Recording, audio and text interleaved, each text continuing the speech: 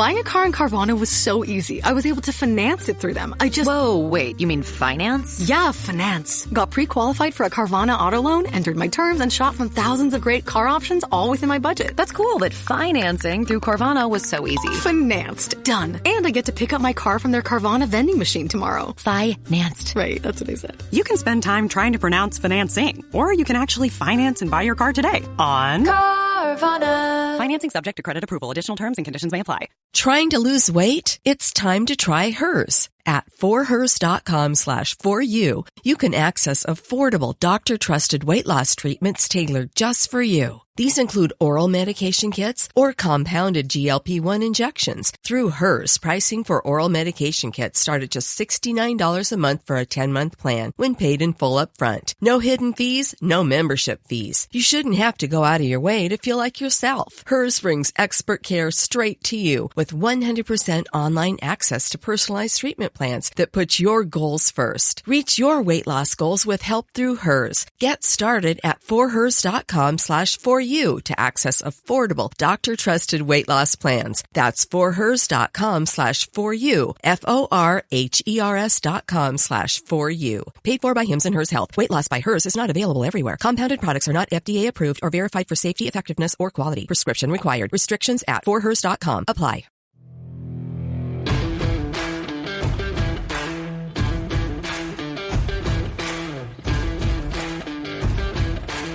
The following broadcast is brought to you by the iGolf Sports Network. Golf Talk Live is sponsored by the iGolf Sports Network and Golf Tips Magazine. Here's Andrew to tell you more about our sponsors.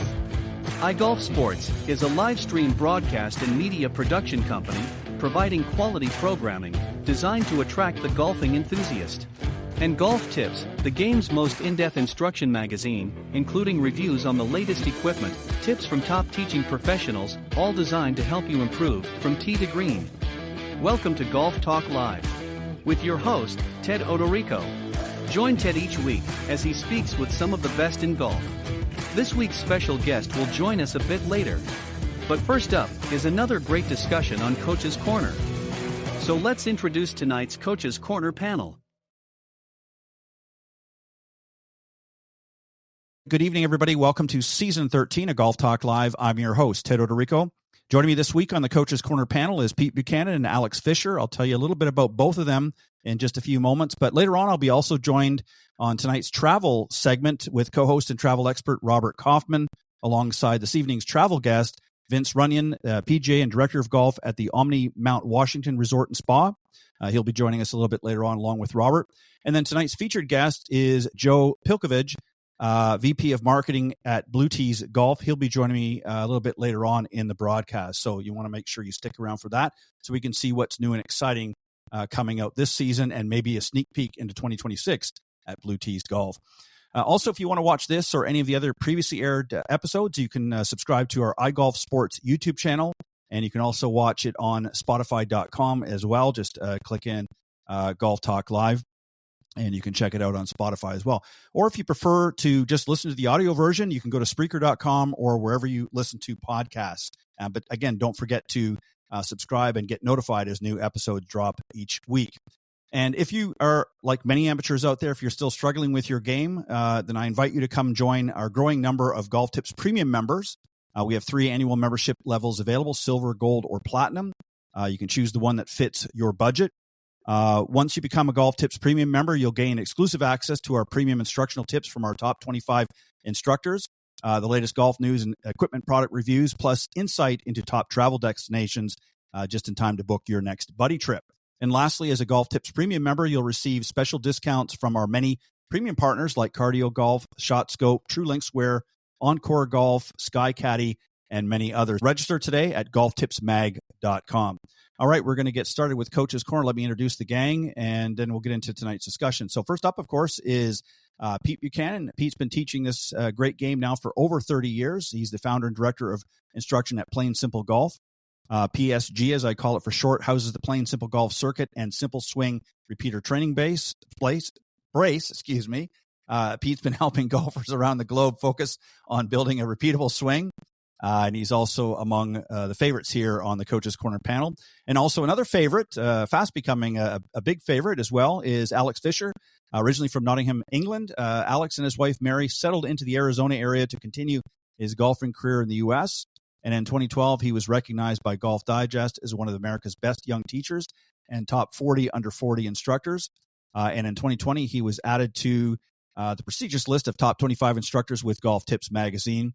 And currently, you will see him as the director of instruction at the Glacier Club in Durango, Colorado, May through September, and PGA teaching and professional at the JW Camelback Golf Club in Phoenix, Arizona from October through April. So, guys, welcome to Coach's Corner. Thanks, Ted. Thanks, Ted. It's great to be here. And I would gather just very quickly, thank you. I always appreciate it, guys. Alex, I think you said you just drove back from Colorado last night, so you must be already down to Arizona getting ready for your fall swing of work. Is that correct? Yep, definitely. There's no rest for the wicked. I actually have a golf school I'm teaching tomorrow, so jumping straight back into the triple-digit heat. Yes. Well, good luck with that, brother. Thank you. All right. So as always, we try to, help as many people as we can here in the Coach's Corner. We've talked about a lot of different things. And I thought what we would talk about tonight is some of the more challenging shots that you might be faced with out in the golf course. And these are shots sometimes that the pros make look real easy, but we know from our own personal experiences that sometimes they can present a challenge. So I'm going to, as I said off air, I'm throwing you under the bus first, Alex, just because you drove so far from Colorado. So I'm going to give you the first one. So here's a breakdown of some of the shots. The first one is the long bunker shot, and it might be, say, 40 to 60 yards. These shots obviously are challenging because they require a combination of power to get the ball out and sometimes might even require a lower trajectory than what you typically would have with a green side bunker. So I want you to first talk about some of the challenges with a longer bunker shot that typically people are faced with and how it sort of differs from our sort of average green side bunker and what we might do differently in this type of a shot as opposed to a green side. Yeah, I mean, I think with any of these challenging shots, it's going to be hard first off for players or amateurs to be able to practice these shots. A lot of facilities don't have a bunker where you can practice that, whereas the tour players are more spoiled.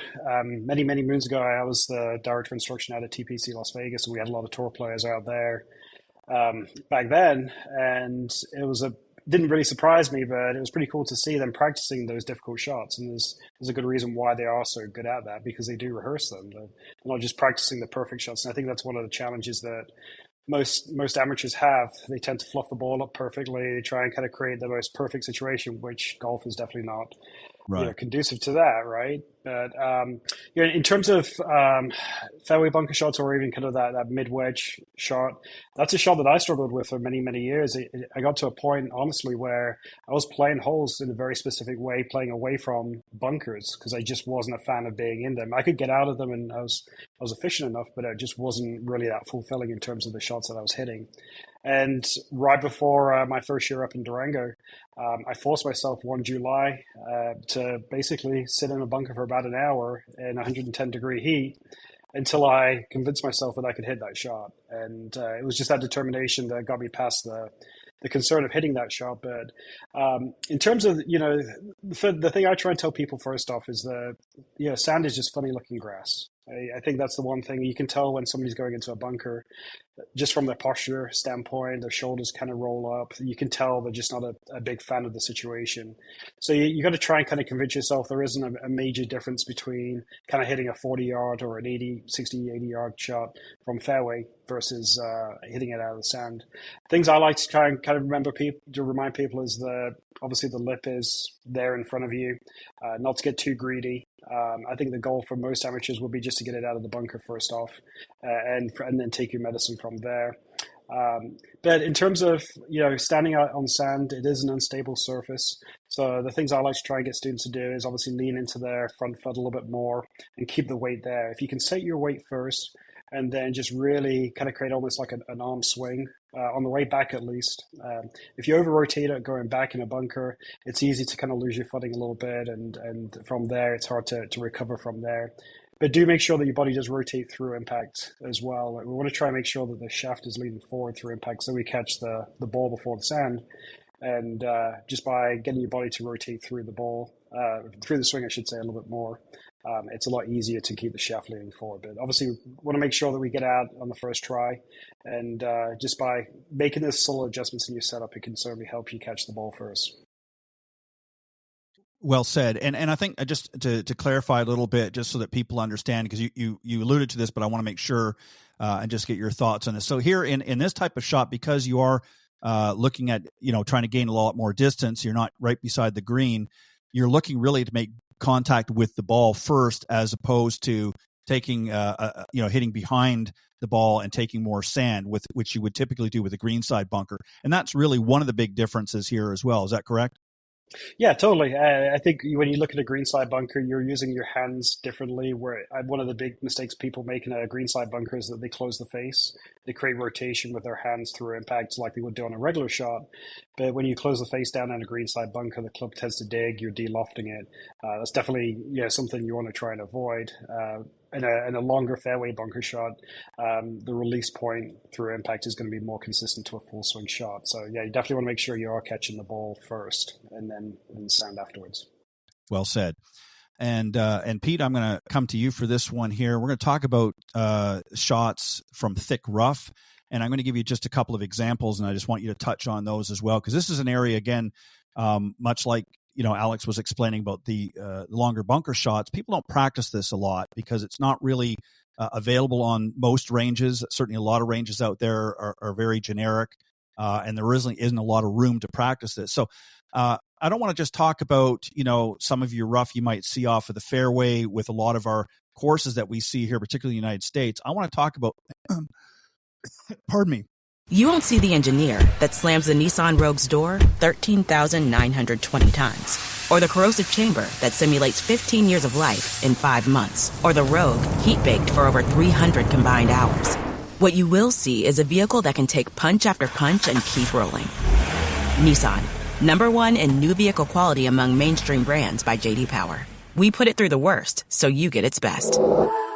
For J.D. Power 2025 U.S. Initial Quality Study Award information, visit jdpower.com/awards. Awards based on 2025 model year. Newer models may be shown. Trying to lose weight? It's time to try Hers. At forhers.com/4u, you can access affordable, doctor-trusted weight loss treatments tailored just for you. These include oral medication kits or compounded GLP-1 injections. Through Hers, pricing for oral medication kits start at just $69 a month for a 10-month plan when paid in full upfront. No hidden fees, no membership fees. You shouldn't have to go out of your way to feel like yourself. Hers brings expert care straight to you with 100% online access to personalized treatment plans that put your goals first. Reach your weight loss goals with help through Hers. Get started at forhers.com/4u to access affordable, doctor-trusted weight loss plans. That's forhers.com/4u, forhers.com/4u. Paid for by Hims and Hers Health. Weight loss by Hers is not available everywhere. Compounded products are not FDA approved or verified for safety, effectiveness, or quality. Prescription required. Restrictions at forhers.com apply. I want to talk about rough like fescue and even gorse, what you see a lot of in a lot of the European style courses, and we're starting to see more and more here as they're getting into that type of more open golf course, but more punishing in that way. So there takes some certain techniques that we need to deal with in getting out of the rough. Certainly you can talk about some general rough where it might be just thick grass off of the fairway, but I want you to talk about fescue in that, because that's something that, if you're playing, not one of the traditional courses that we might see here in the United States, you're going to get into some of that there, especially if you're going overseas. So touch on that if you wouldn't mind. Well, that's a great question. I think, first of all, anytime you get into something, you got to get yourself out of it safely first. And I think that's what most players, they try to make up for the trouble when they're in it. And that's usually gives them more trouble. It's real easy to turn a possible bogey into a triple by trying to be too cute, trying to get out of these situations. So you need to make sure, first of all, I think most of the time they don't take enough loft when they're trying to get out of these situations. You got to get the ball to get up in the air. So, they've got a distance to go and they're trying to equate the distance they're trying to hit it. And, as soon as they strike the ball, all they're doing is driving it further into the rough. They're not getting it up and out of it. So the first thing I would do is take some loft. So now you're looking at, okay, I'm not going to get to the green now, but that's okay. I drove it in here. Now I got to get it out of here. So I would take more loft. I would also tend to, in the regular thick roughs and thick grasses, I always like to tend to set the face a little bit more open. And that way the grass won't grab it as much. It tends to slide through the grass a little bit better when you start with it open. I know a lot of times they want to set it forward and de-loft it and try to hit down in there. And you've got to remember, when you hit down, the ball goes down. So you're just going to drive it further down into the stuff you're in. So I'd rather have them get it a little bit more open, almost to the certain point with some of those roughs. They're playing it like a bunker shot. Get some loft, get the club up and down, try to get the club down into the grass and get it out of there with some pitch, so you can get it back into play. And in some of these tougher grasses, it's a little bit different. Sometimes I always like to say you sort of got to cut your way out of it. You got to take a club that's 9, 8, 7, something still with pitch, but you sort of have to dig yourself and just cut the grass right out from underneath to try to get it out of there. You're not going to get much on the ball. The ball's buried too down deep in there. And so I would always try to take it, more like you're trying to hit even a buried lie shot. You're just going to take a club that's got some leading edge to it. Don't use the bounce at all, and really take a more steep or more upright type of swing, and really just try to cut the grass out from underneath the ball just to get your ball out of there. I think many times, anytime you're down in something, the swing needs to be more vertical versus shallow. It needs to be more up and down. So you need to be a little bit more arm oriented, get the club up in the air. Maybe not as much of a big of a turn in those types of situations, but get the club up so it'll go down. And that way you can create a steeper angle of attack to get the ball out of there. But again, I think more than anything else, you got to start with some loft, and you got to get yourself a chance to get the ball up and out of that stuff, and then get it down the fairway as safely as far as you can. For the most part, most of them are going to get to the green. And I think, Alex alluded to it with these professionals. I mean, in the shots they can hit, they're strong. They're a lot stronger than you think they are. Oh, yeah. And, I've got one of the guys that I coach that's 5'7", 150 pounds, and he can absolutely maul the ball. This kid is strong as anybody I've seen. And so, it takes some strength to drive the ball out of those deep grasses. So if they're struggling a little bit, then, you just got to play it safe, get it back on the fairway, and actually put it in a distance where you're comfortable playing the next shot. Yep. I know a lot of times they'll drive it in the rough and then they'll hit it out in the fairway at a distance that they're not very good at. Well, that didn't help you at all. So kind of look where you're trying to go. And if you're going to hit this out of there and it's going to go 50 yards and it's going to give you, a shot you're not looking at, then, try to pitch it out to the side. Maybe you got a little longer swing that you're better at, a better distance that you're at. And I think in that case, now you've turned a negative into a little bit more of a positive on the next shot, something you're more comfortable with that can get you where you're trying to go.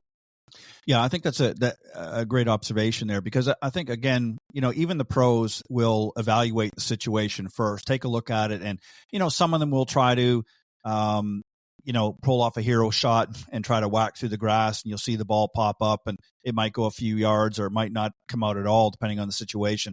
But for the most part, they're looking for exactly what you're saying. They're looking for, okay, where do I want my next shot to be played from? If you're 200 plus yards from the green, because you've pushed your drive to the right or to the left, and you're in thick rough, and you're not going to make that because the ball's sitting down. If it's sitting up, it's maybe sitting up on top of the grass a little bit. You might be able to get a hybrid or something on it, and be able to get that distance if you're a better player. But for the players that are not so good, look at, it might be only 50 yards you're going to advance. It might not even be that much, but it might be 20 yards to get it to a flat area that you're going to be able to get a good shot on and play your next shot. And as opposed to looking at maybe getting a double or triple bogey, you might come away with par, depending on if it's a par 4 or par 5. You might even come out with a bogey, which could be better than a triple or a double or a triple bogey. So you have to, sort of assess the situation and make an informed decision and look at, I'm only going to hit it 30, 40 yards, but I'm going to be putting myself in a much better position for my next shot. And that's really what you want to think about, is you want to think about where can I play my next shot from that I'm likely going to have a much higher percentage of success from. So I think that's a good observation. Alex, I'm going to come back to you on this one. And again, there's a lot of examples here, but I'm just going to give you one or two, and you're welcome to just take one and then elaborate a little bit on the other if you want. But shots from awkward lies, and what I'm talking about here is a lot of times we'll see the ball, we never see a flat fairway anymore. It's always the ball's above our feet, below our feet, uphill, downhill, whatever. All kinds of rocking and rolling fairway lies that we can get. So talk about that. How do we set up for that? And you can give an example or two if you want when you got the ball in an awkward lie. How do we handle that? It's not one of our bread and butter shots. No, and again, it's one that's very difficult to practice. That's something that we run into basically all summer long. Our club up in Durango is about 7,500 feet, and you outside of a tee box and the green, you don't have a flat lie. So I think you're talking about a ball above your feet or below your feet or an uphill lie or a downhill lie. I think one of the things straight away is, where amateurs make a mistake is they look for the distance first. And they're basing their distances off of a perfectly flat lie.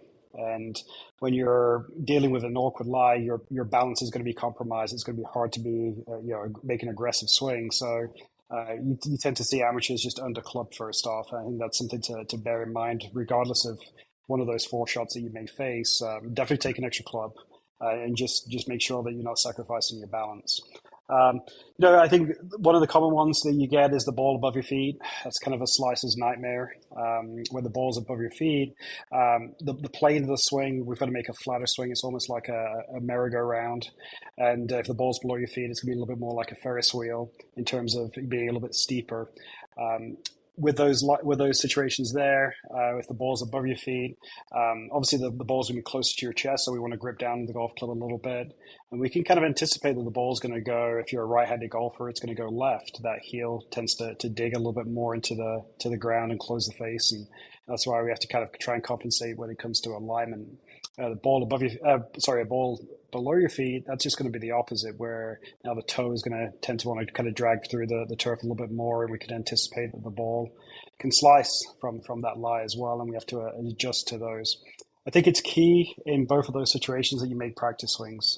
The plane can be so dramatic depending on how much the ball is above or below your feet, and those practice swings give you the chance, first off, to get the cognitive steps out of the way and all the thinking, but also try and figure out what the adjustment needs to be when it comes to changing your swing plane. I see the mistake most people make. They look at the yardage, they get up there, they may make a practice swing. It's probably not the most convincing practice swing they could make, and then they get up there and make a mistake. And I think it's key that in those situations you're making multiple swings. For your practice swings. If you like the first one, maybe do it again. If you don't like the first one, do it again and then do it again. And that might kind of hold up play to some people, but if you hit a good shot, then you're going to play faster. So I think that's a thing to kind of bear in mind as well. In terms of like uphill or downhill, if we're going uphill, obviously we may have to take more than one club depending on how much of a slope that we're dealing with. And if we're going downhill, we may be able to kind of hit the club that the yardage is calling for, or you may be able to take a little bit less club there. In those two situations, that's where you're going to change ball position. You're not really going to change the plane of the swing, but when the ball's below your feet, you're going to find that the golf club bottoms out early. And so those practice swings are going to be key to make sure that you are finding where that low point of the swing is. And then obviously if the ball's, if you're on an uphill lie, the club tends to bottom out a little bit later.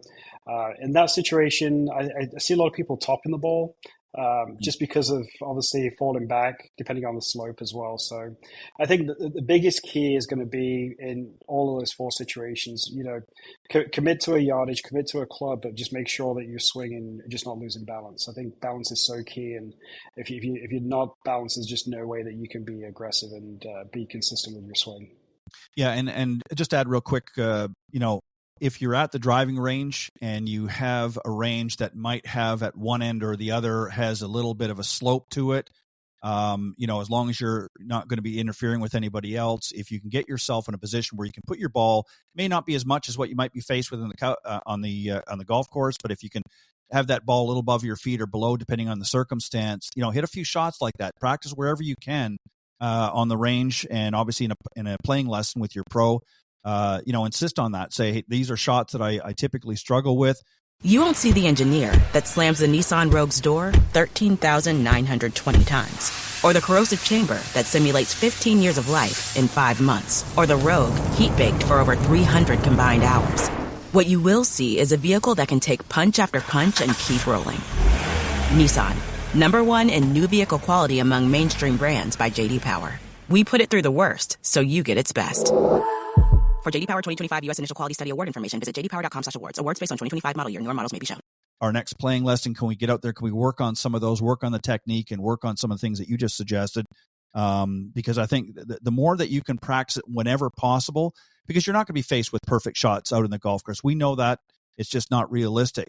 But as we mentioned at the top of the segment, most of the ranges out there don't always have the perfect conditions to practice those long bunker shots or to practice the uphill, downhill, side hill lie or what have you.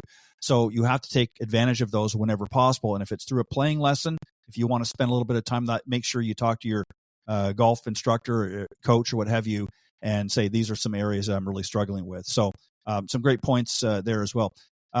Pete, this is another one that I think a lot of golfers really find themselves a lot more, especially in a lot of our tree line fairways.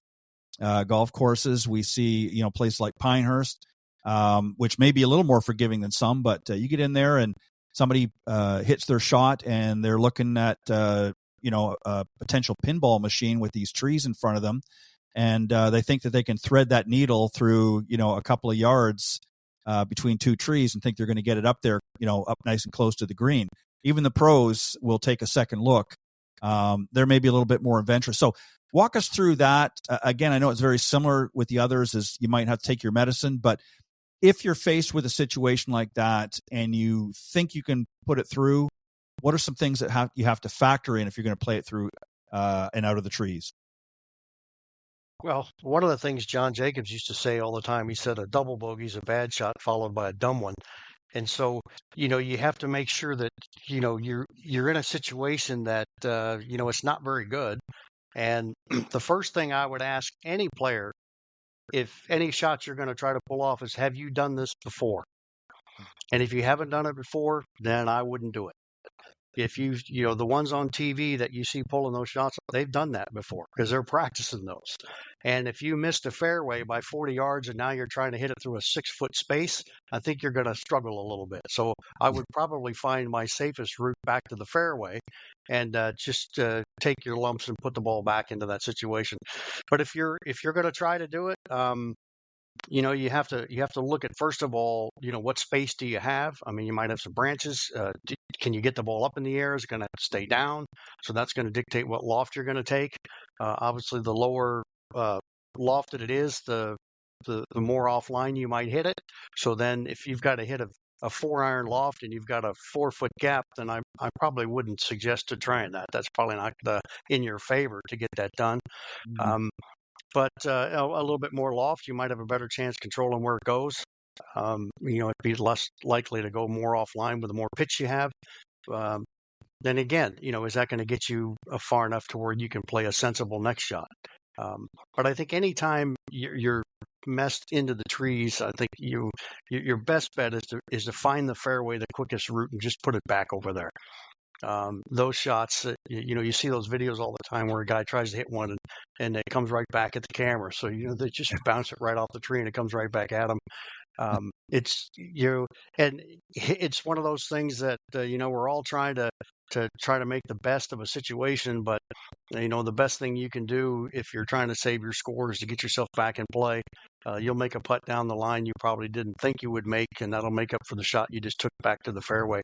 But once you get into trouble, you just got to get out of it. So those shots, trying to wind them through the trees, are tough to do unless you have some space. And again, if you've done it before, if you practiced those shots before, that's fine. As a kid, I grew up in Kansas, so we hit it knee high to a toad all the time. So hitting it low out of something was easy to do because we had to keep it under the wind. So those are types of things that were practiced. And so you're more likely to hit one low out of a situation like that and put it in between the trees. But, you got to have, as much as people don't want to hear it, you got to have some sensibility when you're out there. I mean, look at the level of player you are. and take that to heart, and just put yourself back where you need to be, and play on from there. It's not always the greatest of situations, but again, as we always say, you hit it there, so now you got to deal with it. Yeah. Great points. Speaking truth to power. The other thing too, I think that a lot of people have to consider is, when you're in these trees like that, you got to consider the lie. I mean, you don't know whether you're sitting up against a root, whether there's some pine cones in the area, and if the ball's sitting on top of straw, and you're now trying to get a footing on top of straw, you gotta, you're slipping and sliding a little bit in your swing. So, you might think you've got an opening there, and then suddenly you take your backswing, swing through, and your foot slips a little bit. The next thing you know, you pulled it 5 yards offline, and you've hit 2 or 3 trees in the process. So there's a lot of things to consider. It's great to have those hero shots if you can pull them off, but you have to look at the percentage of likelihood that you're going to be able to pull that shot off. And if you're looking at 20-30% likelihood, that's not a shot you want to take your medicine, hit it out in the fairway, and like you say, put yourself in a better position. So I agree with you on that. There's a time and a place for any of these shots. And the reason why I want to touch on this, these are shots, as you've probably gathered by now, these are shots that we're all facing at some point. I don't care how good of a player you are. Every once in a while, one of these shots is going to fall within your wheelhouse. And how you deal with them is really paramount. And I don't care what level of golfer you are, there's always, that point where you have to assess, okay, what am I looking at? What am I risk and reward here? Yeah, if I pull it off, I look great. But if I don't, I could be in worse shape. So you have to balance those pros and cons out. But some great points, Pete. Alex, this one's a fun one too. I'm sure you've been faced with this yourself, and as many of your clients. But this is a shot from a bare lie. We see this a lot where somebody's come up with their second shot short. Some courses might have a very forgiving opening to the green where they might be able to putt it 20, 30 feet off of the green. Some might not be so forgiving because it's very undulating and very slopey, if you will. So they might be looking at hitting a chip from there, or a short pitch shot, but it's off a very bare lie. And we see a lot of people chunking those shots, even from just 20, 30 feet or even a few yards off of the green. So give us a talk here. What do we need to do when we're dealing with the bare lie? And you might want to touch on a little bit, if you hadn't thought of it, about how the bounce of a golf club comes into play, because that's something that a lot of people don't know a lot about. Yeah, you just kind of stole my thunder there. So one thing I do talk with my students. Yeah, well, I appreciate that. So, no, I mean, I think most golfers carry at least 3 wedges. And one of the mistakes I see people make is all 3 wedges having the same bounce. So, you think about the leading edge, the front part of the bottom part of the club there, the sharpest part. The bounce is the back part of the sole, and you can get different degrees. And club fitters will talk to you about whether you're a digger or a picker, and they'll try and kind of fit you into a certain bounce. But I personally think it's important to have different types of bounce. Maybe have a sand wedge that has 10, 12 degrees of bounce, which is kind of about a mid to maybe slightly high bounce, and then maybe have a more lofted wedge, a 58 or a 60 with a low bounce. And whether you are a picker or a digger, I think having the option with those 2 different types of bounces gives you the chance to deal with different types of turf conditions. I think most people around the greens tend to use a 56 or some form of a sand wedge, and a sand wedge does have the most amount of bounce, because in a bunker we don't want the club to dig. Well, off of a buried lie, or if you're hitting out of a wet bunker where there's no sand, having bounce is not really a great thing to have, because the club literally will bounce. Mm-hmm. So depending on how much trajectory you need, if you need to fly the ball a bit higher and try and get the ball to maybe land a little bit quicker and get it to stop on the green, maybe that higher lofted low bounce wedge would be a better option. But if you do have some green to work with, go back to being old school like I was back in England, hitting 7-irons and 8-irons and 9-irons, and just hitting bump and runs. Really, I think in those situations, you hear students make the comment that they struggle with distance control and things like that. A lot of times it's because they're focusing so much on the flag and the hole as they're making practice swings. Mm-hmm. And because our instincts react to what we see, we end up flying the ball way too close to the flag. So if there is an opportunity to use a less lofted club, then I think that's a better option for you. You just have to make sure that you're looking at your landing spots versus the hole itself, so that way you can account for the roll depending on what loft of club you're using. To me, I'm not a big fan of playing shots in the back of my stance. I feel like that can create a little bit too much shaft lean and expose that leading edge a little bit too much, and that's where that club can dig. So personally, I like to try and see students play the ball a little bit more in the center of the stance, create a shaft lean with a body. And what I mean by that is if you set up with your weight 50-50 and then lean your weight to your front foot, just let the butt end of the club follow your sternum. So you're creating shaft lean as it relates to your body, but you're just not creating too much shaft lean. I think most people get their hands way too far forward and they just kind of shove that club into the ground and just get stuck way too much. And also, with those smaller swings, you're trying to mimic what your body would be doing as if you were making a full swing, but at that very specific point of the swing. I see a lot of students on those smaller swings, there's no body rotation through impact. Their arms and hands are just out racing the body, and we tend to hit a lot of thin or bladed shots. So it's important that, again, we are mimicking the same movement that you would be making as if you were making a full swing, but obviously at a very small size. But yeah, I think your club selection is big. Bounce is huge. I think it's really important, going back and talking to your local pro or your instructor, just talk about different bounces and try not to make the mistake, I personally think anyway, of just having clubs that have all the same bounces when it comes to your wedges. Yeah, it's a great point, and you're exactly right. I see so many people, practicing these shots, at the driving range, and they'll be around the practice green, and they'll have a wedge with a very high bounce, and they're just skipping off and blading the shot over the green every time. And I said, well, why are you playing with a sand wedge with such a predominant bounce? And they say, well, because I'm trying to get some height. But I said, but you're playing off a tight lie. You're not cutting through the grass. You're not in a thick rough or something along that where you need to get down a little bit under the ball. You're playing off a very tight lie, in a simulated fairway, if you will, and you're playing with a high bounce club, and you need to be looking at something different. And I always try to encourage, like you said, encourage them to maybe do a little bit old school and do that 7, 8, 9 hour and do a bump and run and go that route as opposed to trying to fly it up, because 9 times out of 10, most amateurs are going to struggle. They're going to chunk it. They're going to play the ball way too far back. They're going to get that shaft leaning way up. And the next thing you know, that leading edge is digging in about an inch or so behind the ball, because as they're moving through and transitioning their body, that club is just going down. All you hear is this thump, and I hear it every single time when I see somebody doing that. So yeah, you raise some great points, and it's all really a matter of preparation. Any golf shot, I don't care what shot it is, it's how you prepare for that shot. You have to analyze it, you have to look at it, and you have to use a little bit of common sense. But if you're not somebody that practices a lot, it's very easy to fall into those traps that we see so often.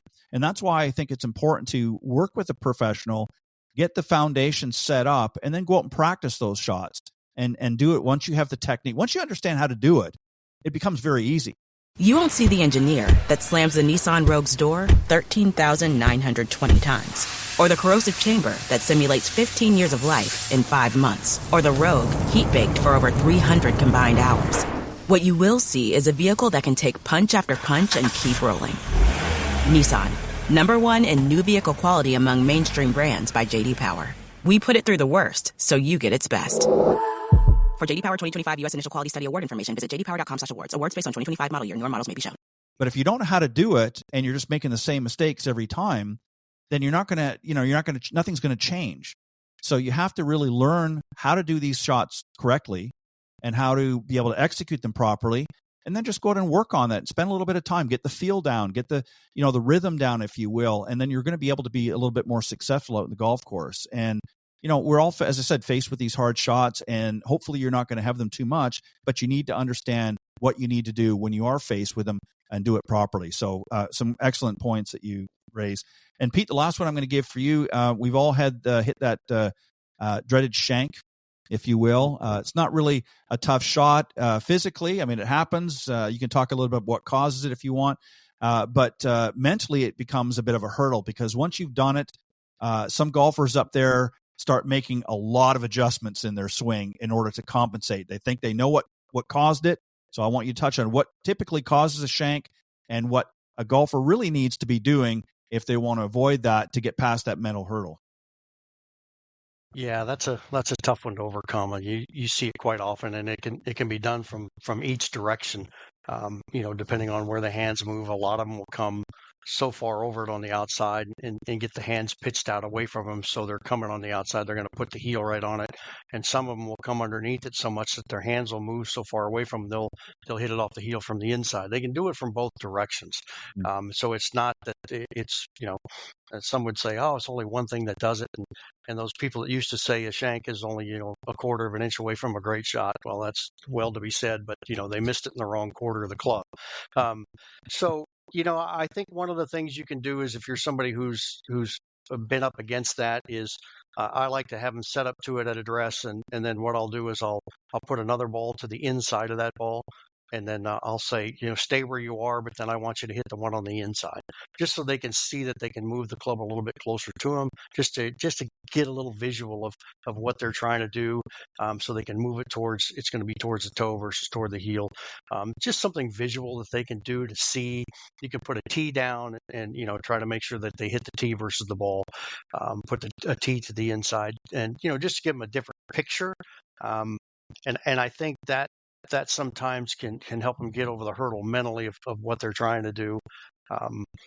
But it's funny you brought that up, because I had a gentleman that came just the other day, and I said, how you hitting? He said, man, I've been hitting it great. And then I just watched him hit laterals for about 10 minutes. And I just sat there and watched him, and he said, aren't you going to say anything? I said, no, I'm enjoying watching you, try to struggle to get it out of this. I'm trying to watch what you're doing and seeing in your mind, how are you trying to get out of this?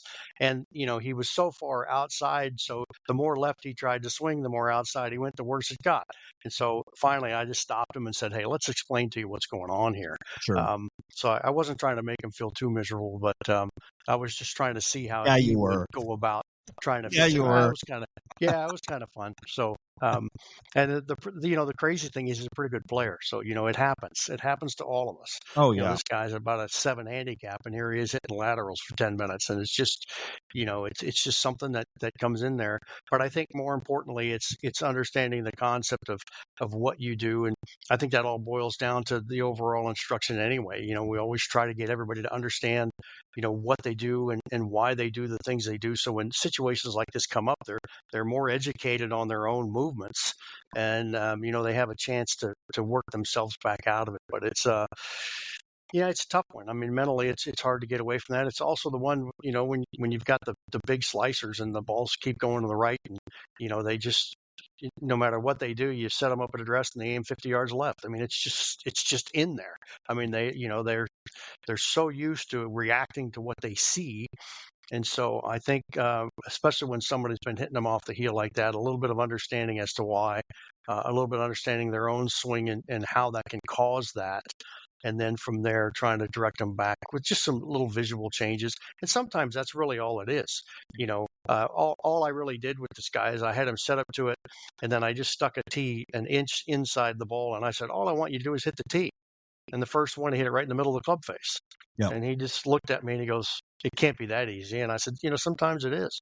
It's just a little bit different visual of what you're trying to do.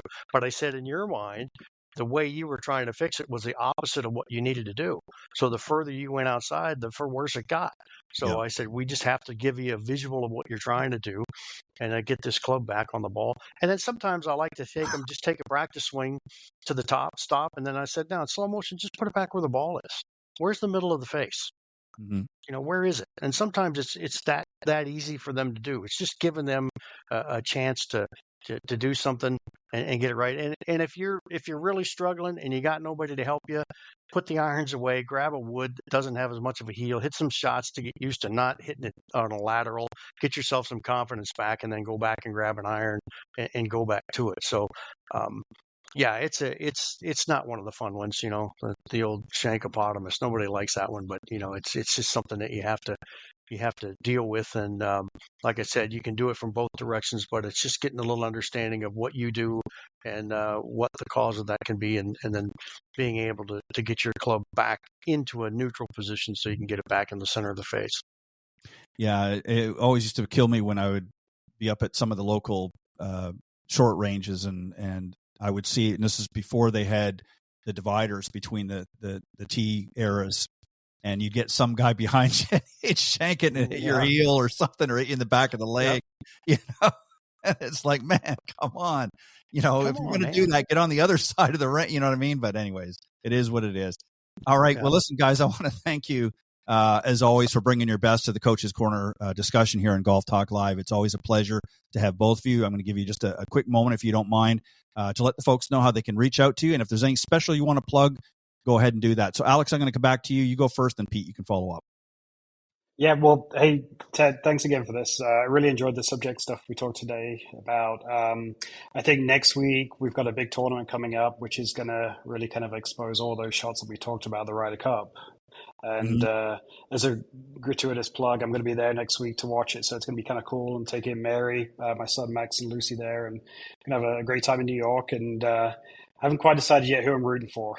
Yeah, I've lived longer in the US than I did the UK, and I'm keeping my wife guessing. So I've been to 2 other Ryder Cups, and I'm just going to keep her guessing. But no, thanks for let me be on the show today. As you mentioned earlier, I just got back from Colorado last night. Started back at the JW Marriott Camelback Inn here in Scottsdale. Starting straight away teaching tomorrow, and we have some really cool stuff going on, not just private instruction. We're doing golf schools. We're doing some player development programs for women as well. And we've got a really kind of a robust junior program that we started about 6 years ago without really promoting it. And it's just kind of taken off really, really well. And I've had some really nice success stories with that. But all that information you can find online at alexfisherpga.com. And there you can even submit a contact form there, and I promise I'll get back to you within 24 hours. And would just love to help any of your listeners out there with anything they're looking to do with their golf game. Well, fantastic. Thank you always, Alex, for coming on. And just a quick side note on the Ryder Cup: if you and Mary pick one of the other, you're sure not to lose. So one can pick Europe, one can pick the U.S., and you're guaranteed somebody in the family is going to be a winner. Pete, go ahead. Well, again, Ted, thanks for having me on. Alex, it's great being with you this evening. It was a fun topics to go over, and maybe I'll run into you. I'll be at the Ryder Cup next week too, so hopefully I'll run into you. They can reach me at PeteBuchananGolf.com. All of my information's out there, and there's a contact form there. And as I always say, Ted, I say it every time, let's just start a conversation. Just send me a message. Give me your contact info, and I can reach out to you, and let's just talk about your golf game and see where we can take it. I do a lot of online lessons, and we can work with guys all over the world. So it's really easy with today's technology, to be able to capture and watch and go live and watch what you're doing. So it's real simple, but it all starts with conversation first. So just reach out and let me know what's going on, and we'll go from there. We got some things down the road that are coming up. As I said before, I'm a brand ambassador for XView, and they're working behind the scenes. There's a lot of things that are coming with that app. So if you haven't seen it before, don't hesitate to go and download the free versions out there that you can go get. But we're really working to bring this thing to the forefront, and I think you're going to see a lot of cool things coming out of that. So AI and a bunch of stuff behind the scenes we're working on. It should be pretty interesting coming up in 26.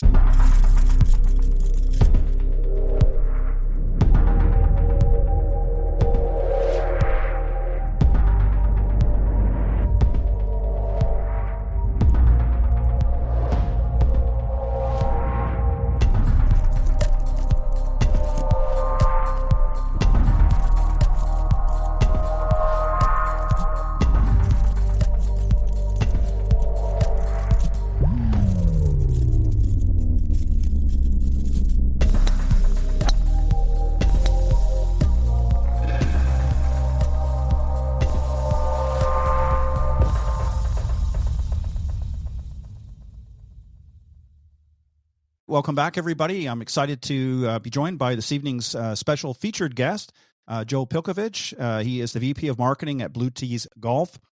Joe is an award-winning creative leader who's spent the last 15-plus years turning bold ideas into business results. And as the VP of Marketing at Blue Tees Golf, one of the fastest-growing golf technology brands in the world, Joe is helping redefine what a modern golf brand can be, leading creative brand and growth strategy across physical and digital product experiences. So, Joe, welcome to the show.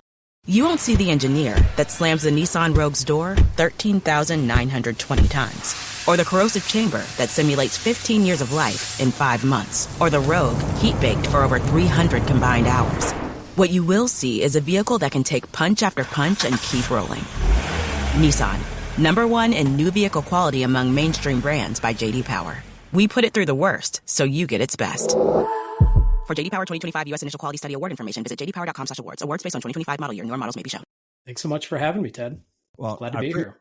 I appreciate it. I've obviously had you guys on the show before, meaning Blue Tees, and you guys are definitely a great company. But what I want to do is if we can start, 2 things I want to do. First off, I want to talk a little bit about you, besides obviously the intro that we just did, and what your interest in golf, when your first early memories of golf were for you, if you played, and when you got started. And then we'll talk a little bit about sort of the history of Blue Tees. Sure. Sounds great. So I guess we're going to jump right in and talk about golf, huh? Yeah. So it's funny. I think for me, probably not unlike a lot of guys my age, I think, golf was one of those things that I was introduced to from my dad, right? It was one of those bonding activities we would do every once in a while. Mm-hmm. I had played all sorts of sports growing up as a kid. I did baseball and soccer and track. And there was something about golf that was just a little bit different, right? It was a little bit of a change of pace. It was something that we can have a conversation around together, right? Really start to remember some of those moments, which you don't necessarily get when you're in the thrill of the moment in a fast-paced, competitive sport or a team sport, if you will. So, I think it started there, early on, and then from there just kind of dripped throughout the rest of my life, getting involved in tournaments through work and playing with friends here and there, and lo and behold, I find myself working in it, years later. Now, did you ever imagine when you look back now that you would be working for a golf company? Did you ever envision that as you were, growing up in your earlier days, and you were going to school and studying for, for your education? Did you ever imagine yourself being in the golf business? Truthfully, not at all. I think for me, I grew up in probably the first generation of the internet dwellers, if you will, sure. Right? I grew up with video games, Nintendo, all these things. And, I was always in my own mind destined to be the world's biggest gamer or, a game developer. And there was something about, I think translating that into just the digital medium and technology that sort of kept me in it. And I think one thing led to another. And then, looking at something like sports tech or just technology in golf does have appeal to me. So I think there was a natural progression that sort of got me there. But yeah, if you asked my 13-year-old or 16-year-old self, I would have probably laughed at you. Yeah. It's interesting because, obviously I'm a lot older than you are. And, but I grew up very similar in the sense that my father was the one that introduced me to the game. He took me to the first driving range, the first golf course, and, we played, and he taught me the game. And then, my earlier memory was, I wanted to battle out Nicklaus and Palmer, and all those guys were still prominent. And for me, it was like, I want to get out there and play with these guys. I remember watching, Nicklaus in the, the 70s and just being in awe. And, of course, Arnie's Army, that was just, it just blew me away. And then there was so many others. I mean, go down the whole list. But, that was my first. And when I came to the realization that was not going to happen, the next best thing for me was to teach the game. So I've been teaching for 32 plus years. So, I thought, well, I'm going to do the next best thing. So I always had golf kind of in my blood, but I just not to the degree I wanted it, but I'm just as happy with what I'm doing. So I want to fast forward a little bit, and I want to talk about Blue Tees in the sense, what is the history of Blue Tees? Give us a little bit of idea how it got started, sort of who came up with the idea, and why do you think they felt in such a competitive market, especially with technology, that they thought, hey, this is something we want. We want to, tackle the beast head on. That's a great question, Ted. And it's actually one of my favorite aspects of the brand, and truthfully what drew me to it in the first place.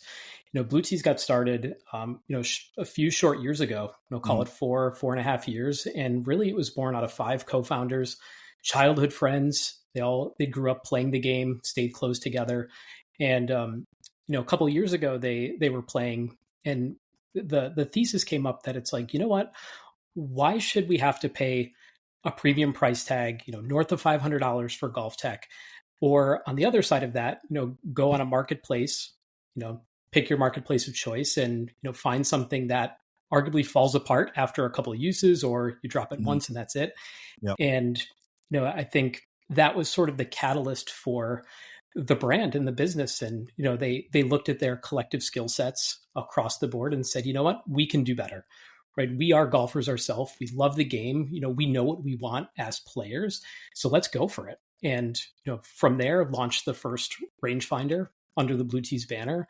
And then, one thing led to the next, launched a GPS speaker, became, market leader in speakers, and have since moved on to a whole sort of other products in the portfolio, wearables, handhelds, and, some other stuff too. So really, really fascinating story to be able to look at a category and say, there's definitely an opportunity here that, we can try to do better for ourselves, and know that there's so many others like us, right? There's a whole new generation of golfers who, they care about the style and the aesthetic. They care about finding affordable, high performance technology that's easy to use and, looks good. So I think it, sort of becomes a natural extension of yourself, and what's in your bag.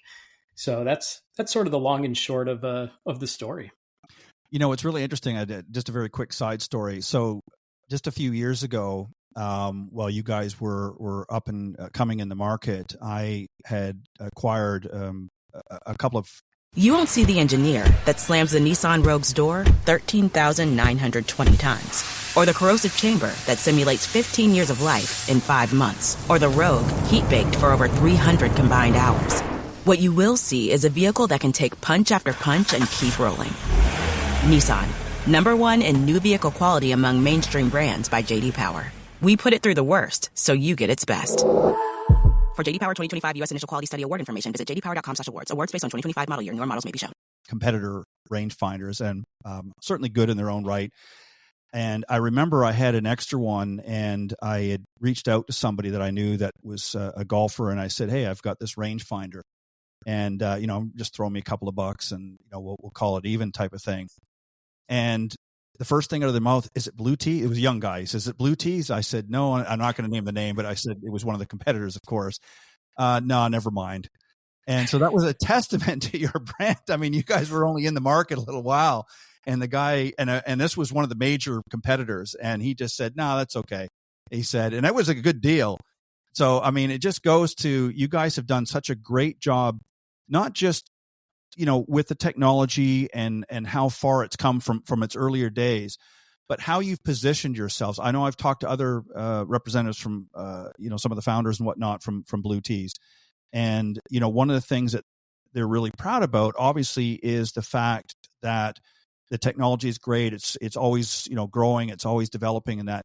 But the fact that it was important for you guys to position yourself in the market in such a way that you wanted to make it affordable, because the generation, and I'm going to be bluntly honest here, the generations coming up are cheap when it comes to spending their money.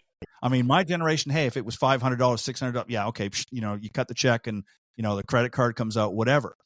But you guys are much more frugal. I mean, you'll pay for good technology, but you also recognize that it has to be, the price point is very, very important. You're much more diligent about that than I think some of the older generations, and I give you a lot of props for that. And it's a very smart thing that you guys did, is you position yourself. It's not that you're dumping the stuff on the market dirt cheap or anything like that. You said, okay, there is a need in this market. There is a big need for this market, and we're going to position ourselves in such a way that we're not only going to come out and compete head to head with the big boys with this product, but we're going to create a price point that people won't even bat an eyelash at and say, okay, you know what, this is worth it. The technology is great, and I can afford this, so I can be part of that group as well. And that was very, very smart on your team. And I want to get your thoughts on that. Was that really something in the forefront of the mind when you guys were creating all of this? Absolutely. And thanks for that. I appreciate that. And you're absolutely right, Ted. I think the entire brand was built around that sweet spot in the marketplace, right? How do you create something that's affordable, but has a great experience tied to it, Right. because that's what, the audience is looking for. As we like to think about it, built to perform, price to play. And I think that's sort of how we tend to operate and how we really think about our entire portfolio and, where we want to play in the market. How do we continue to push the bar for what a good experience or a good piece of technology looks like and feels like without ever having to compromise on the price point. And I think that's definitely been the underlying magic of the brand from a positioning perspective. And I'm so excited to see just us continuing to double down on that year after year after year. Yeah, and it served you guys well. I mean, you guys went from one position to, in the top positions. I mean, you guys, and I don't look at the stats right now, but I think you're in around like within certainly the top 3. I think you're number 2, if I'm not mistaken, in the top. So, I mean, that is an incredible feat for a company that's only been out in the market for a few years to be able to come up and raise the ranks, because there's so much, as you know, so much competition now. But what I wanted to also, sort of pick your brains on is you come in with a great product. You're always looking to improve that product, but you're looking to do it in such a way that what is it that the client really wants? What are they going to use? I mean, it's like cars. You can add a bunch of features in there, but half the stuff nobody ever uses, and they're paying for it. You guys were very methodical. So how much and how important was it to get a good feedback from your clientele? So how much research is R&D from your standpoint, and how much of it, let's reach out to our customers and find out what is it they really want? It's wildly important. And I love that you brought that up. And I think that's part of the magic of our product development process is, like I mentioned before, right? We're building for ourselves as players first and foremost. Sure. So it's always great to have just that point of view, right? Where we know what we want, we know what we use, and features that we don't need or wouldn't want or don't need. Right. So I think it starts there. But we're very fortunate to be able to have a really great network and a community to be able to tap. So there's players within our community of all different formats, right? Some people are rangefinder users, some people don't care, right? And they'd rather a handheld. Right. So you start to get perspective from all different use cases, all different preferences. We have some amazing retail partners as well, folks that work in the pro shops. They hear from their customers what they're invested in and looking for, all the way up to some of our ambassadors and partners like, Sean Foley, former coach of Tiger Woods, right, who is used to coaching the best of the best, right, and what they're looking for and what features and data ultimately matter. And, it becomes this really great sort of melting pot of all of these various data points and, looking at that and saying, okay, what do we do with this, right? What, how do you have discipline to say, well, we don't actually need these 17 features that someone else is looking to launch, because really players just want one thing, or they just want those two things. So for us, it's looking at those and say, let's give them the best experience they can around that. And then, anything else is extra value add, or, we can think about how it comes to life somewhere else. I remember when you guys first brought out your speaker, and I thought to myself, yeah, this is cool, but, I grew up obviously in the generation where it was like, shh, out in the golf course, and I'm not saying that this, people are blasting it at the top, but I'm sure there are a few, but, and I thought to myself, okay, this is cute. This is catchy. It's a big seller. You guys moved, really big into this market. What is it? I mean, what do you see the change in the market compared to, say, and I'm going to throw myself under the bus, and I'm in my 60s, so that gives you an idea of what generation I'm from. What is it about your generation that, is it about just having more fun out in the golf course, not taking yourself so serious? That doesn't mean you guys don't want to be competitive, and doesn't mean you don't want to play your best out there. But is it more about just, hey, let's have some fun? If we're going to be here for 4 hours, damn, we're going to have some fun while we're out here. Is that really what the thought process behind something like your speaker is about? For sure. I think that's a huge part of it. I'd like to say that, although the soul of the game is the same, I think golf is changing. Right? I think golf more than ever has become more social, more expressive, more personalized. And so you see a lot of different aspects and a lot of different various forms of the category surrounding it that have led that. Things like Top Golf, things like, launch monitors, being able to play off the course, do sim in your own garage or your own basement. Right. So, for us, and definitely, my generation, our generation, ones that come after me, we see that, right? We see people care about their group chats and their playlists and the vibe just as much as they care about their scores, right? Yeah. If not more, right? And I think a product like the speaker is, a great opportunity to serve both sides of that. So, there's something for everybody, right? Whether you're out for just a good time and you want to, have 4 hours of great experience with friends and not think about anything else, or you're like really trying to lower your handicap and you're really just trying to be the best you can. And it's a sense of personal accomplishment, or, maybe even a little gloating or boasting in your friend circle. We've got something for you. We sort of have you covered there. Yeah. And they're very, I've seen a lot of, speakers on the market, and it's definitely among the sharpest looking one out there. So you guys did a great job in your design team in that. I want to move into some of the other stuff that you guys have. Earlier in April, you guys launched the Playmaker Plus. That is the first swing-friendly golf GPS golf watch. Tell us about that. That's, again, another great component that you guys have come out in the market, and it's very well price pointed as well. Very affordable for anybody to really get into the market. But tell us about that, because that's a big deal as well.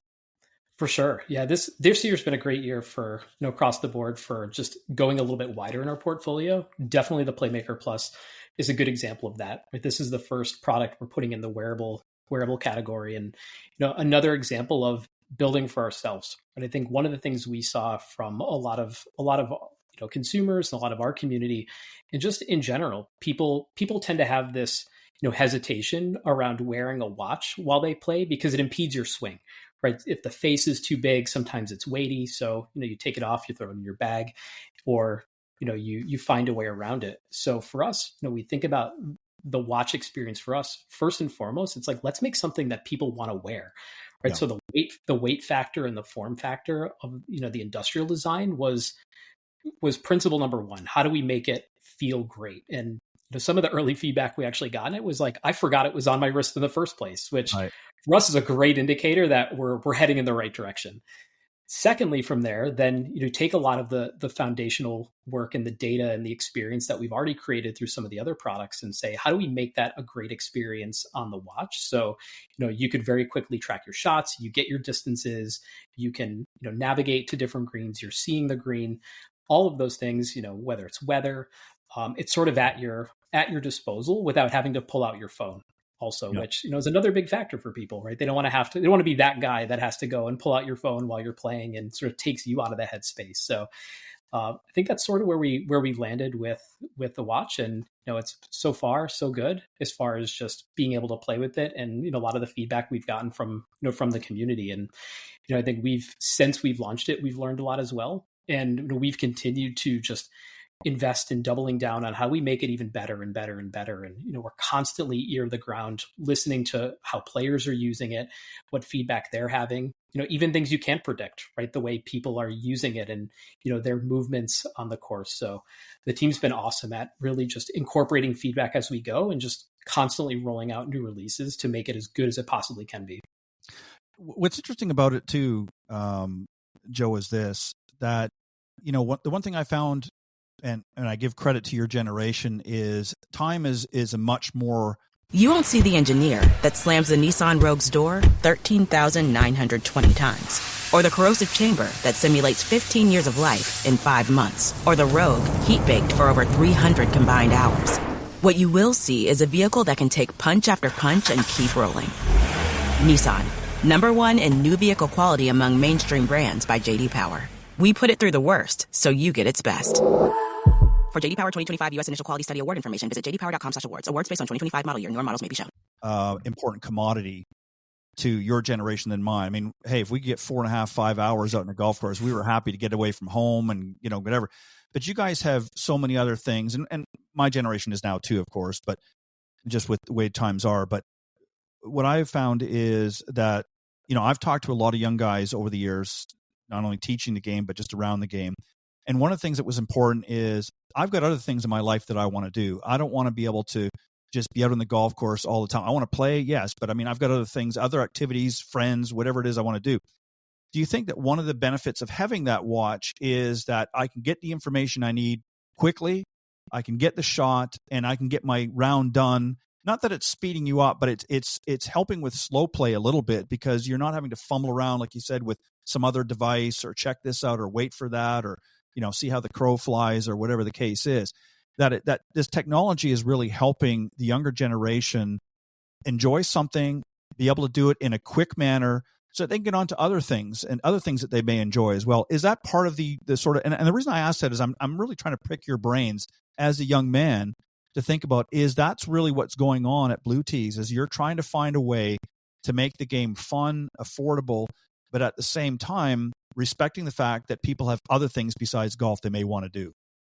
Totally, Ted. And you hit the nail on the head with that, right? I think one of our core values as a team is keep it fun, right? Yeah. We're in this because we love the game, right? And we love everything that comes with playing.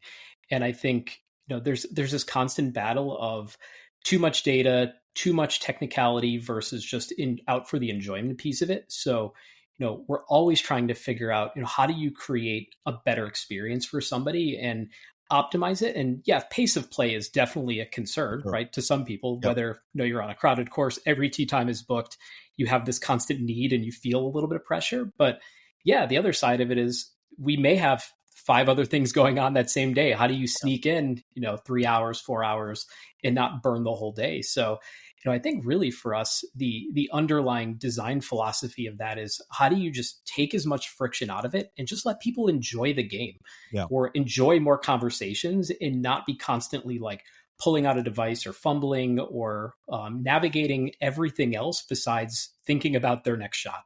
Yep. So I think that's really a big piece of it, especially as we look at, even just what's to come in the portfolio. Yeah, you guys, you've got some great products. You're always, as I said, very innovative with your updates. And that brings me to, midsummer, you did some updates with your major updates, actually, with your Ringer GPS handheld. That's, we're switching gears here a little bit, but talk about that. What are some of the new features that have changed from the original Ringer that's come out? And you guys have to be pretty excited about that. This is another launch that you guys have done this season. Yeah, wildly excited. So, I think the Ringer is a really great product that, can often be maybe overshadowed a little bit by the coolness or the vibe of the speaker. But, what we found is that, as a handheld, there was just so much opportunity to continue to optimize just the way people used it.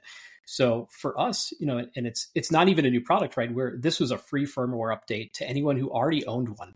So we were able to build on an already awesome device and make it even better based on some of the feedback we were hearing. So things like taking the display of it and putting it in full color, right? Creating a lot more of a vibrant read when, you might be out on a sunny day and you want to be able to look at your green view and see those distances in the shape of a green. So that was one piece of it. Another piece of it was shot tracking, right? Shot tracking is one of those things that can be a great thing or a miserable thing, depending on just if you have to keep up with it and, remember to track shots. So we wanted to make that experience much easier. We increased the amount of shots that you can track, per hole.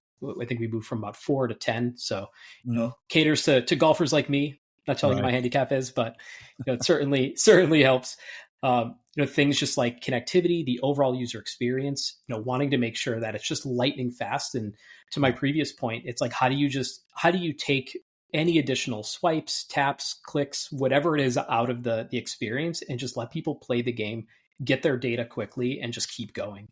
And, I'd say the last big piece of this was, really connecting it in a much bigger way to our analytics platform and our game app experience. So really being able to take all the data that you're seeing or playing throughout a round and capture that in a way that you can go look at later, right? And say like, how did I do? How am I doing, right? Over the course of, X amount of weeks or months, am I shooting lower scores? Am I doing better? Am I doing worse in some cases? So really just wanted to start moving one step closer to the bigger picture for us. And that's really connecting and building just a super powerful ecosystem when it comes to all golf tech. And you raise a couple of really interesting points, because from a coach's perspective, one of the things that we want to be able to do is to understand better when it comes to our players, the data points. What are they doing? How are they actually doing it? It's one thing to have a conversation, say, well, yeah, I didn't, I kind of sucked last Saturday. But if I can understand how their short game is really doing, how many shots that's, they're taking and how many putts they're making and not making and how many greens they're hitting, this sort of thing. When I can get a little bit of information, from that, these data points become valuable as a coach, because then I can tailor make what I need to do, make adjustments, and get them in the right path, as opposed to spending, lesson after lesson going down a rabbit hole that maybe they don't need to make changes in. So it becomes very valuable for the teaching side of the game as well as the end user. And then the other thing, too, which is unique, is, again, you touched on this and you made a really great point. One of the things, and I hate this myself, is if you've got to spend 3 or 4 minutes going through 1,000 screens to get to what you want, that's a pain in the you-know-what. So if you can simplify that process, because that's a game changer right there in itself. If I got to go through 10,000 screens to get to what I want, I don't want it. I'm putting it down.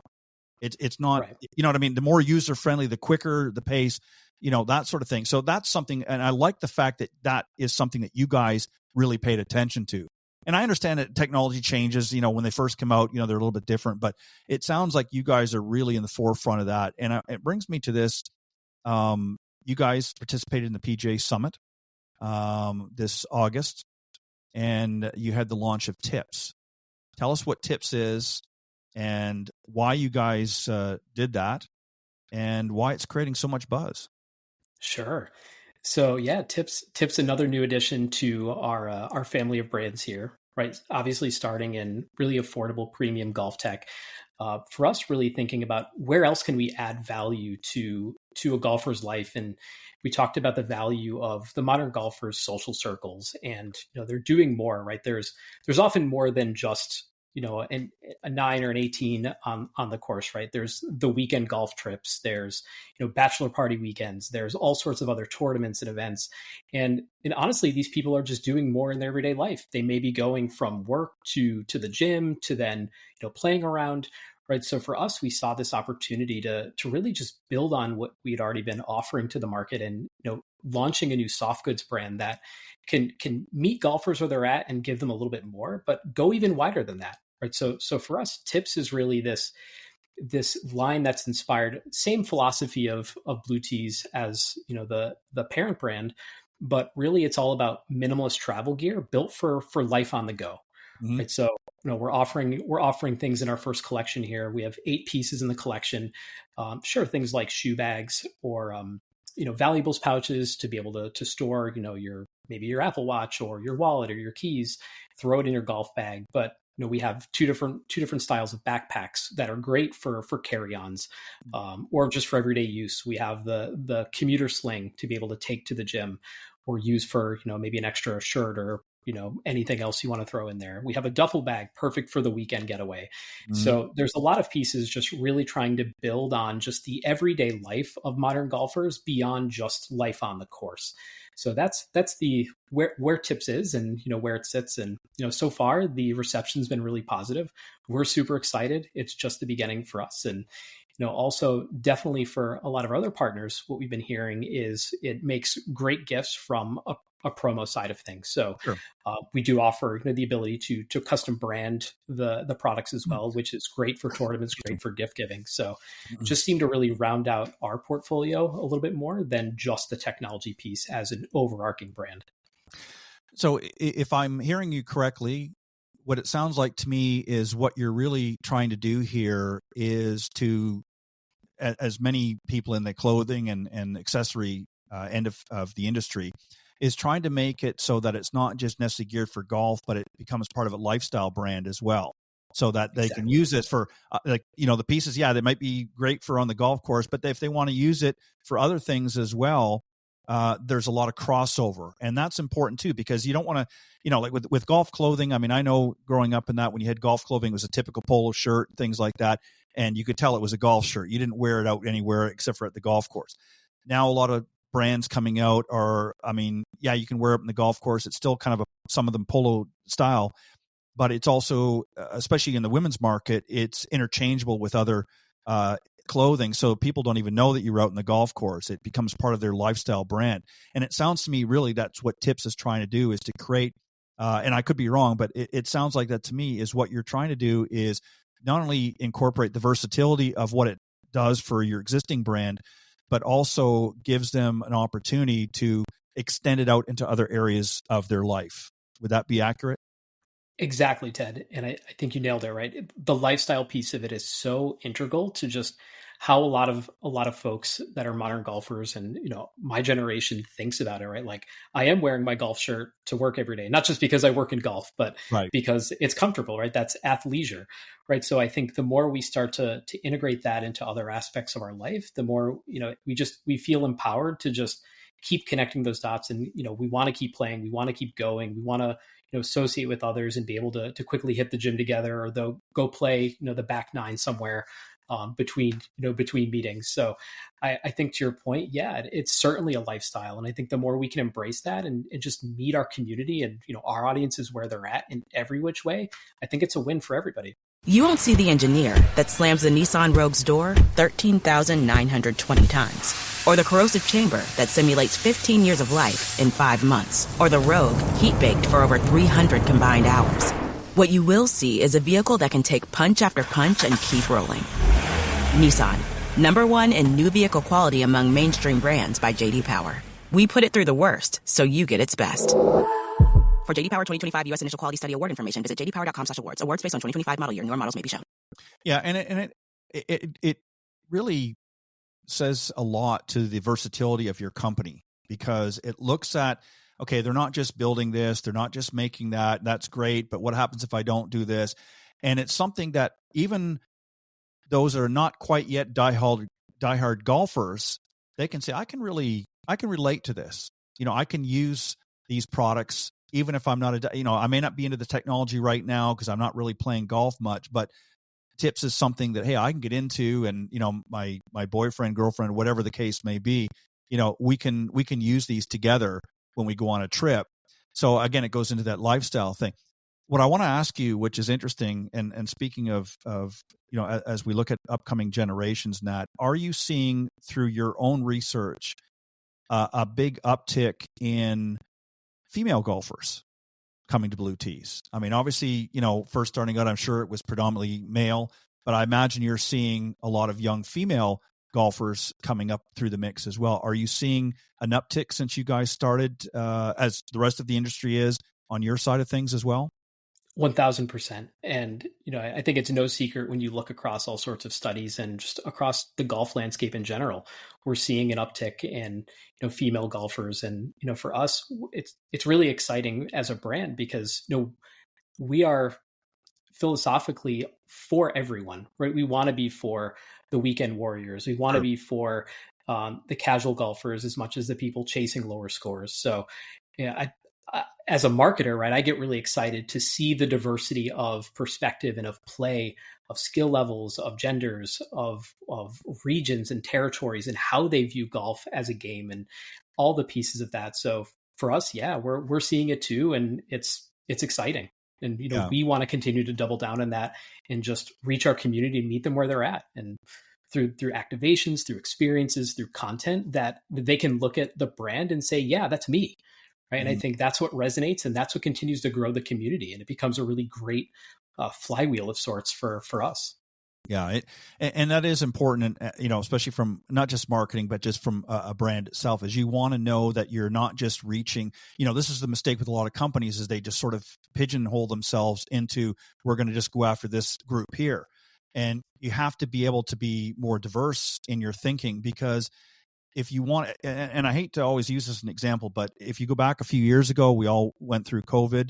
It was very difficult for a lot of people, some extremely difficult. But what it did for our industry is it really woke up the industry and said, you know what? Because we were very fortunate in the sense that people were able to go out and play golf, unlike many other industries that didn't have those same opportunities to be open or be taken advantage of. Golf really had sort of a second breath of air, because it not only were we able to get out and play for us diehard golfers, but it was able to introduce golf to a generation of people that didn't grow up like you did, where your dad introduced you, and that didn't know how to hold a golf club, but wanted just to get the heck out of the house and be able to do something. So, you know what, I'm going to go up to the range. Let's go up to the range, or let's go and play 9 holes. So it really introduced the game to people that had never had an introduction before.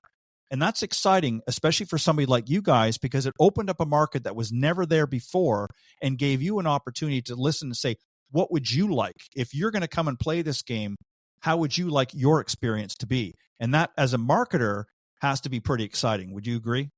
Oh, absolutely. I mean, you constantly need to be in tune to the cultural zeitgeist, if you will, right? And Right. I agree. I think, COVID was one of those great inflection points for the golf industry in general. I mean, for us as a business too, right? Sure. We were born out of a lot of that same sentiment, right? Being able to have a little bit more time and to say, yeah, we can still play together, right? And to your point, whether people didn't have time before and now they can, or it became one of the few things you can still do and feel comfortable because of just being out in the open, it did open so many doors for the industry and for, I guess, opened everyone's eyes to the magic of the game when you finally get that feeling of you stripe one down the fairway and it becomes a little bit infectious, right? You want to keep doing it, and especially if you're doing it with friends too. So I completely agree. Yeah, I mean, I know a lot of people that got into the game, and I remember having some early conversations and them saying to me, you know what, I get out there and I really sucked, but you know what, I went out there and hit a couple of really good shots, and my friends and I were playing next Saturday. And I'm like, wow, never played the game before, never had a lesson, but now they're coming out and playing. So it did open a lot of doors and opportunities for great companies like yourself, and I think it speaks volumes. I would imagine, though, that being as busy as you guys are, and I'm going to ask you personally, because you alluded to your handicap is probably not what you would like it to be. One of the sayings that we have in the industry is, if you want to play a lot of golf, don't get in the golf business, because you're going to get so busy doing other things that you won't get to play yourself.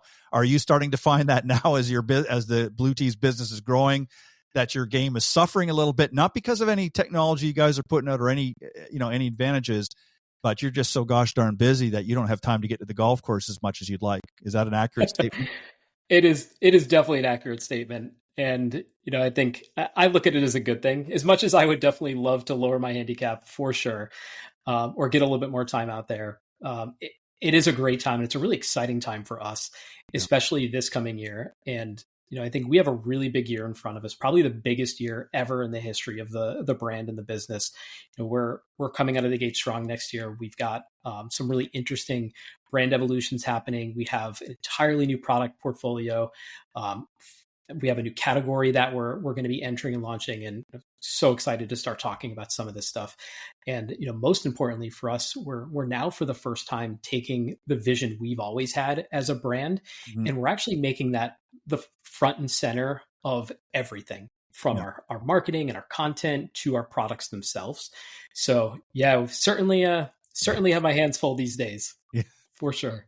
Well, you know what? There'll be a day when you'll be able to retire from all this. If you decide to do that, maybe you'll be able to ratchet your game up a little bit at that point. But, and it's just a fact of life. But, I think it's exciting for you guys. I know there's a lot of things that you probably can't talk about in the coming season quite yet. You've got some things that maybe are not quite ready to be out in the public forum, and we'll have to have you come back on when it's time, and we can talk about that. But what do you want people, if you had a minute, and I'm going to give you a minute, and you wanted to send a message out to my audience, why they should look up Blue Tees, and I'll get you to give the website at the end of it, but what would your pitch be to them? What would you want them to know about Blue Tees to get them and encourage them to come and at least take a look? So I think beyond what we just talked about, right? Whether you're out for a good vibe, you're out to lower your scores, you're out for a combination of everything. The thing I'm most excited for everybody to know and hear, especially moving into 2026 and beyond, is we have an ambitious goal. We're out to build what I would say is the most accessible and connected ecosystem in golf. And certainly a lot behind that, and a lot I'd love to talk about. But for us, we're trying to connect the dots between on season, off season, on course, off course, and really enable players to be able to take their data whether they're training or whether they're playing on the course, and be able to just continue to refine that and just grow as a player and connect with others as a community. So even if you're out there playing with, 3 other people that you've never played with before, or you have a regular foursome, right? We have something for you, and we want to make sure that we can continue to gamify that and just grow that community experience in a way that's never been done before. So I'm super excited if anyone has any interest in being able to do that, and especially do it in a way that's affordable, won't break the bank, and really cares about just that sense of style and a great intuitive experience, then we're for you for sure. And the website? blueteesgolf.com. Definitely give it a look.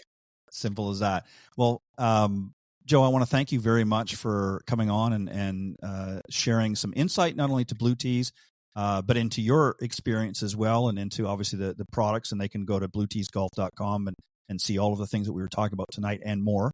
And I think there's going to be a lot of excitement coming on the horizon. I'm excited. I know, and we didn't touch into this, but this will be for the next conversation. But I know that AI is going to be playing a big proponent with a lot of companies moving forward, and I'm sure as equally involved in you guys as well. So we'll look forward to hear that as the changes come. But hang tight for a second. I want to thank everybody for tuning in tonight. A special thanks to my earlier guests, Pete Buchanan and Alex Fisher, for joining me on the Coach's Corner panel. And my sincerest apologies for those that were tuning in for our travel segment tonight. Unfortunately, our guest had a little bit of difficulty. Unfortunately, he was not able to connect with us, but we'll reschedule and get him back on. And then, of course, a very special thank you to my featured guest, Joe Pilcavage from Blue Tees Golf, VP of Marketing. Thank you for joining me. Don't forget to tune in each and every week here on the Riverside.fm network, and you can go to the iGolf Sports YouTube channel and subscribe, and you can get all of the shows, including tonight. Thanks for tuning into Golf Talk Live, and I will see you next week right here on the show. God bless everybody. Thanks for joining us. We hope you enjoyed this week's broadcast of Golf Talk Live. We'd like to thank this week's Coach's Corner panel, and a special thank you to tonight's guest. Remember to join Ted every Thursday from 6 to 8 p.m. Central on Golf Talk Live. And be sure to follow Ted on Facebook, Twitter, and Instagram.